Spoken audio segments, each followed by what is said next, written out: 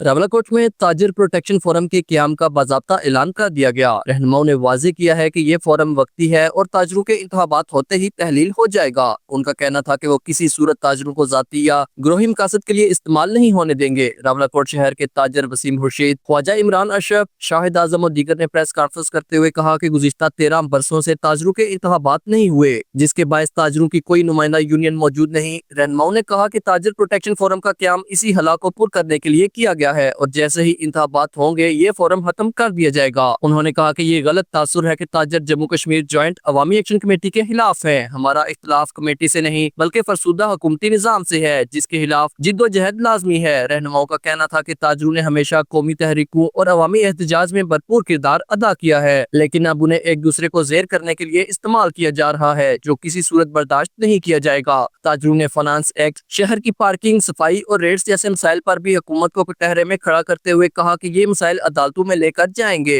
उन्होंने ऐलान किया कि ताजरों के इंतखाबात के लिए अदालत से रजू किया जाएगा और उस वक्त तक कोई भी शख्स या ग्रोह ताजरों के नाम पर सियासत नहीं करेगा। Mohammad Khurshid Baig, JK news, Rawalakot.